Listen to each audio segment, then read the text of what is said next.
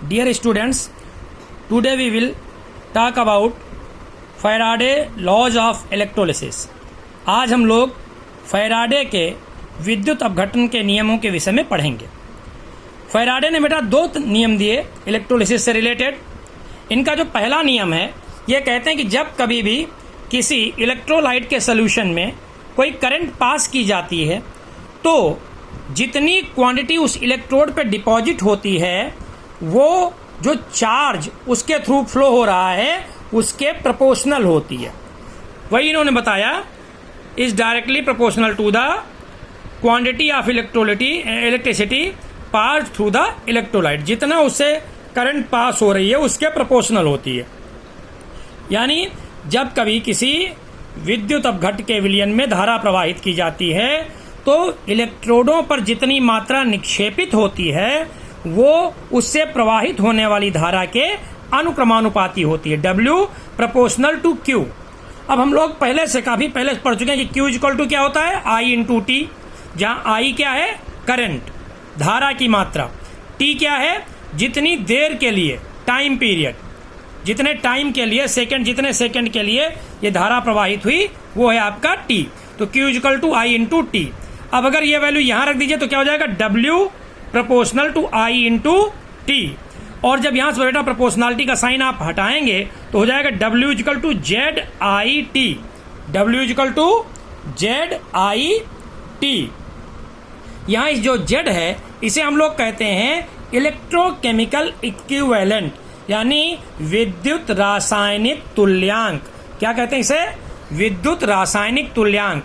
अब बेटा अगर हम इस I की वैल्यू 1 एम्पियर ले लें, टाइम की वैल्यू 1 सेकेंड ले लें, तो यहाँ ये दोनों 1 इंटू 1 यानी 1 हो जाएगा।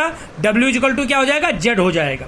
तो अगर हम Z को डिफाइन करना चाहें, वही इन्होंने कह दिया, Q इक्वल टू 1 कूलाम यानी करंट 1 एम्पियर, टाइम 1 सेकेंड, तो W इक्वल टू Z। तो इन्होंने कहा the electrochemical equivalent of a substance is defined as the mass of substance deposited by the passage of 1 coulomb of electricity. यानी जब किसी भी विलयन में, विद्युत अपघट के विलयन में 1 कूलाम धारा प्रवाहित करते हैं तो जितनी मात्रा उस इलेक्ट्रोड पर इकट्ठा होती है, निक्षेपित होती है, उसे उसका विद्युत रासायनिक तुल्यांक कहते हैं। यह इसकी डेफिनेशन दे दी गई। अब हम जानते हैं बेटा कि जब कभी the total electric charge present on 1 mole of the electron is known as Faraday. इसे हम लोग फैराडे कोफिशिएंट या फैराडे कहते हैं। यानी Faraday equal to capital N into E. ये कैपिटल N क्या है, ये नाइट्रोजन नहीं है। कैपिटल N मतलब Na, Avogadro number 6.023 into 10 to power 23।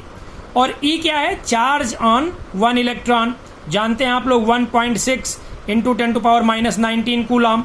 इन दोनों को जब आप मल्टीप्लाई करते हैं बेटा तो एक फैराडे की वैल्यू आ जाती है 96488 कूलाम, जिसे हम लोग राउंड फिगर में 96500 कूलाम लिख लेते हैं। तो ये एक फैराडे की वैल्यू है। इतना पोर्शन आप लोग पहले नोट कर लेंगे पूरा पॉज कर करके, और उसके बाद वैसे मैं नोट्स भेज भी दूंगा अभी आपको अलग से।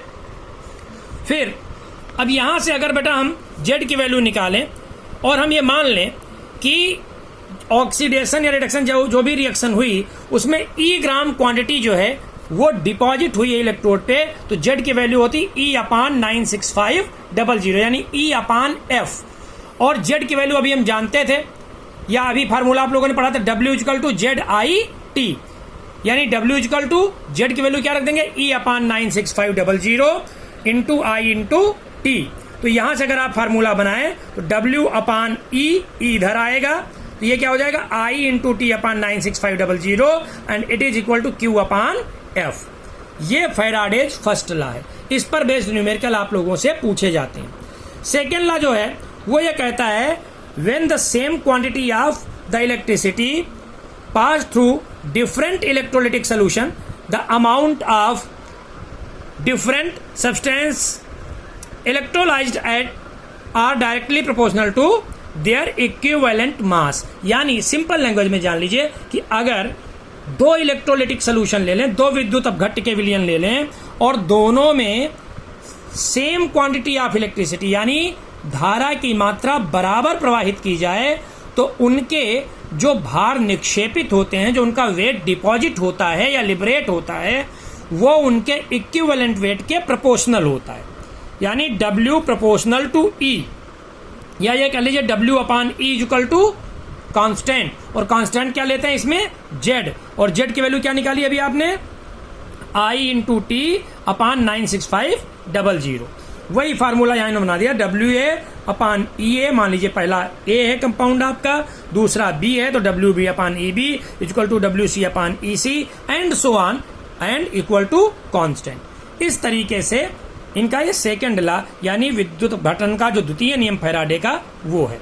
और ये याद रखिए कि अगर आपसे कभी करंट एफिशिएंसी धारा दक्षता के विषय में पूछा जाए तो फार्मूला होता है ड्यूरिंग इलेक्ट्रोलिसिस, जो करंट गई है, अपान थ्योरेटिकल उसकी वैल्यू क्या है, यानी विद्युत अपघटन के समय जो मात्रा है, बट उसको भाग किससे देंगे, जो उसका हम लोगों ने थ्योरी के आधार पर, सिद्धांतों के आधार पर जो मात्रा निकाली है, इनटू 100।